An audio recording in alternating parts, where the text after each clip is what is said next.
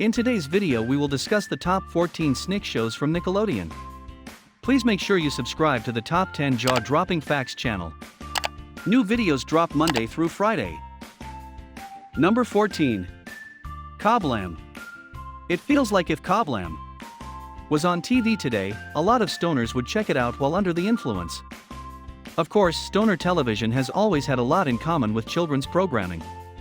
Children and stoners both just want to laugh, despite their short attention span. Kablam offered multiple short and bizarre cartoons stitched together by two cartoon hosts. Number 13. Roundhouse. Before all that had its fun in the sun, there was Roundhouse. Each episode would revolve around any family, made up of the entire cast, facing another everyday problem like first dates. They'd perform sketches and original songs for a half hour in front of a live audience, with horrifying plastered-on smiles. The skits were so rapid-fire that it seemed like most of the cast was on speed. Number 12. The Journey of Alan Strange. This show was the epitome of the white savior plot. First of all, an alien comes to town, who's the only black boy on the show, and a white family takes him in. They give him the clever name Alan, just a few letters different from alien. Racists. He's not even allowed to live in the house, he has to live in the attic, because the whites are ashamed of his alien cocoon. Number 11. Animorphs. Animorphs was a widely popular science fiction series that swept the nation via scholastic fairs, and, with that kind of profit from tweens, it was a no-brainer to adapt it for SNICK. It follows 5 teenagers and 1 alien who can morph into any animal they touch. Which sounds cool, but are you honestly going to risk touching a bear just so you can turn into one? We'd be doomed to be house cats, and maybe parakeets. Sometimes they're truly terrifying. Never trust anything with a beak and no soul. Number 10. Space Cases. Space Cases was cashing in on something every kid from the 90s dreamed about: outer space. There's a reason why everyone wanted to be on Double Dare, and it was really to get the chance to go to space camp. Which, if you're reading, Mom, you're unforgiven for never sending us. The show was about a bunch of outcast students and their 2 adult guardians/teachers who were aboard an alien spaceship trying to find their way home. It's probably better remembered for its low budget, where we're led to believe that space chairs just have CDs glued to the side of them. Number 9. The Mystery Files of Shelby. The reason most people have no qualms about binge-watching the same episodes of Law & Order SVU is because they've been conditioned to love detective work at an early age. First piece of evidence? The Mystery Files of Shelby. Actually, that's the only piece of evidence we have. We're awful detectives in real life. Shelby was a teenager who interned at the police station. She would pick up case files and be like, "Yeah, I think I got this," despite never having proper police training, a license, or a gun. The officers and her grandfather, played by Pat Morita, wished she'd stay out of it, for her own safety, but teenagers tell them not to do something, drugs, solving crime, and they're bound to do it. Number 8. Clarissa Explains It All. Clarissa, please come back. There's so much we still need explained. Clarissa Explains It All is the high point of 90s fashion and television. If you close your eyes you can still hear her best friend climbing up a ladder into her room. On that note, what family allows that? And see her mix of neon pink and green outfits.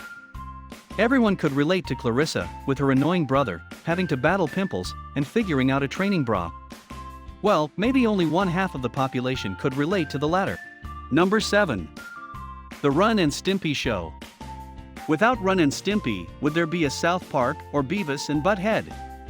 The Simpsons gets a lot of credit for helping create a satirical cartoon aimed at entertaining an older audience, but Ren and Stimpy had its share of sexual innuendo and violence. It was really refreshing to watch the show's dirty humor and not be force-fed an educational program, which eventually led to its cancellation. Number 6. The Adventures of Pete and Pete. The Adventures of Pete and Pete is probably worth a revisit. The show still has a dedicated fanbase, and it's often referred to as one of the best children's shows ever written. However, when it was on, most people usually got caught up in the fact the 2 brothers had the exact same name.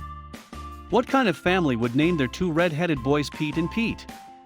Granted, the mother did have a metal plate in her head that picked up radio signals, but you think someone would step in and be like, "How about Gary?" Or literally any other name besides Pete. Number 5. The Secret World of Mack. Chemical spills have never been so fun. Alex was just a regular girl, walking home from her first day of junior high, when a speeding truck from the chemical plant nearly hit her, spilling chemicals on her instead. She develops telekinesis, can zap electricity from her fingertips, and can melt into a puddle, all because some guy couldn't be bothered to put a lid on a barrel of highly toxic chemicals. Number 4. Rugrats. It's weird to think that a show about a bunch of babies was on SNICK, but here we are. Who doesn't remember watching Tommy waddle around like a bad you-know-what, with his plastic screwdriver and escape skills? Susie Carmichael was the leader and level-headed. Not to mention her parents were a writer for a hit show and her mom was a doctor. Chucky taught us everything we had to know about anxiety issues. Angelica was the OG blonde who threw fits, and her mom, Charlotte, looks like Iggy Azalea. Rugrats was really ahead of its time. Number 3. Kenan Kel. Ah, here it goes. Elementary school was great because making friends was easy. Just ask, who loves orange soda, and you've got 15 new best friends explaining that they do. Despite an internet hoax of Kel's death, and the duo's claims of never working together again, which is more Kenan Thompson's choice, 90s kids can't help but pray for a Kenan and Kel reunion. This is one bromance we can't let go. Kenan, Kel, you've been through all that and good burger together. How could you give up on this? Number 2. All That. All That was the kids' version of Saturday Night Live. Of course, the kid-friendly humor isn't as gut-splitting as it was when you were 9, but you can't deny laughing uncontrollably at some of the great sketches.